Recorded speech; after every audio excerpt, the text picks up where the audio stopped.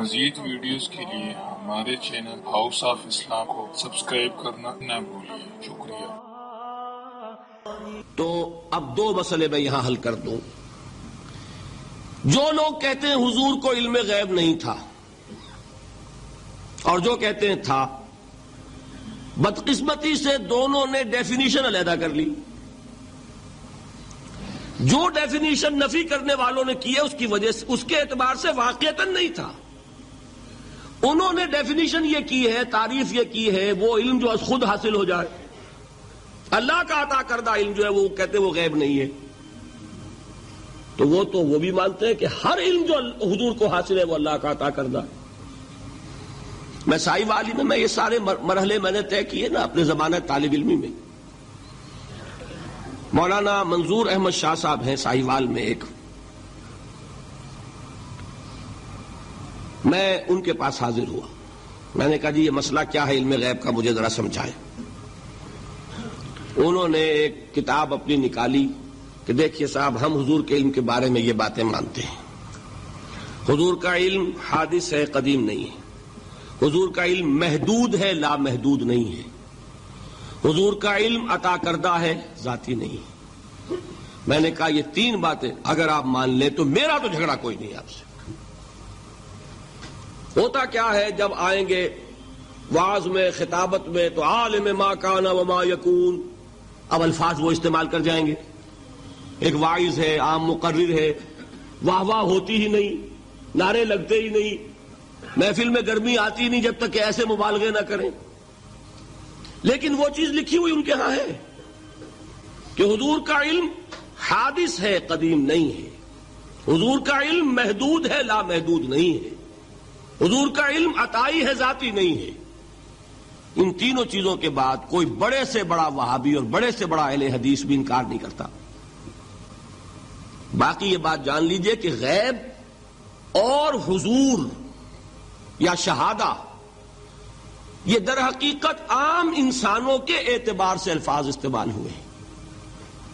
جب قرآن میں کہا جاتا ہے عالم الغیب والشہادہ، اللہ غیب اور جو ظاہر ہے یا موجود ہے سب کا جاننے والا ہے، تو مجھے بتائیے اللہ کے لیے کوئی غیب ہے؟ اللہ کے لیے کوئی شے غیب ہے؟ تو کیوں کہا جا رہا ہے عالم الغیب والشہادہ؟ وہ ہمارے اعتبار سے کہا جا رہا ہے۔ جو تمہارے لیے غیب ہے اللہ اس کو بھی جانتا ہے، اور جو تمہارے سامنے اللہ اسے بھی جانتا ہے۔ اللہ کے لیے تو کل شہادہ ہے، کسی شے کا لا یعزب عنہ مثقال ذرۃ فی السماوات والارض، آسمانوں اور زمین کا ایک ذرہ بھی اس سے غائب نہیں ہوتا۔ غیب کا وجود کیا اللہ کے لیے؟ تو یہ الفاظ مستعمل ہیں ریلیٹو ہمارے اعتبار سے، اور ہمارے اعتبار سے جو شے غیب ہے اس میں سے ایک حصہ اللہ دیتا ہے نبی کو، تبھی تو نبی بنا۔ فرشتے کو دیکھا، فرشتہ ہمارے لیے غیب ہے۔ جنت دکھائی کہ نہیں دکھائی، ہمارے لیے غیب ہے کہ نہیں ہے۔ دوزخ کا مشاہدہ کرایا کہ نہیں کرایا، ہمارے لیے وہ غیب ہے کہ نہیں ہے۔ جو چیزیں ہمارے لیے غیب ہیں انہی کے پردے اللہ کچھ اٹھاتا ہے، کل غیب نہیں۔ کل غیب کا علم ہو جائے گا تو وہ شرک ہو جائے گا۔ کل کا لفظ جہاں آیا شرک ہوا۔ جب آپ کہہ رہے ہیں محدود ہے، لا محدود نہیں ہے، تو کل کا لفظ استعمال نہیں کر سکتے۔ لیکن غیب میں سے کچھ علم دیا گیا تبھی تو نبی بنا، ورنہ میرے اور نبی میں فرق کیا ہوا پھر؟ البتہ یہ کہ وہ غیب کا علم ہو یا حاضر کا علم ہو، سائنٹیفک نالج ہو یا وحی کا علم ہو، کوئی بھی علم ہو، آیت الکرسی کے الفاظ نوٹ کیجئے، یعلم ما فی السماوات وما فی الارض، وہ جانتا ہے، ولا یحیطون بشیء من علمہ الا بما شاء، مخلوق میں سے کوئی بھی اس کے علم میں سے احاطہ نہیں کر سکتا مگر جتنا وہ چاہے۔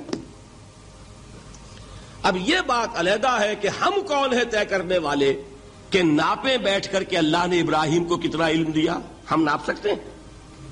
عیسیٰ کو کتنا دیا ہم جان سکتے ہیں؟ تو ابراہیم کا، موسیٰ کا، عیسیٰ کا نہیں ناپ سکتے تو محمد الرسول اللہ کا کہاں ناپیں گے؟ یہ پاگل پن ہے، یہ ہے جو غلطی ہوتی ہے۔ ہم کون ہیں طے کرنے والے؟ اللہ نے اپنے نبی کو دیا جو دیا، بات ختم۔ کل نہیں کہیں گے، کل کہا شرک ہو جائے گا، ذاتی کہا شرک ہو جائے گا۔ عطائی ہے، جو دیا اللہ نے دیا، اور کل نہیں دیا، جتنا چاہا دیا، ہے حادث قدیم نہیں، تینوں چیزوں مان لیجئے تو شرک کا کوئی شائبہ نہیں ہوگا۔ باقی جہاں ایک طرف قرآن میں وہ آیات ہیں کہ اللہ کے غیب کو کوئی نہیں جانتا، ٹھیک، وہاں یہ بھی ہے کہ لا یظہر غیبہ، لا یظہر علی غیبہ الا من ارتضی بالرسول، وہ اپنے غیب پر قابو نہیں دیتا مگر اپنے رسول میں سے جس کو چاہے۔ یہ دونوں آیتیں قرآن کی ہے کہ نہیں؟ اسی لیے در حقیقت جو غیب کی نفی کرتے ہیں حضور سے، وہ کہتے ہیں کہ از خود معلوم ہونے والی شے غیب ہے۔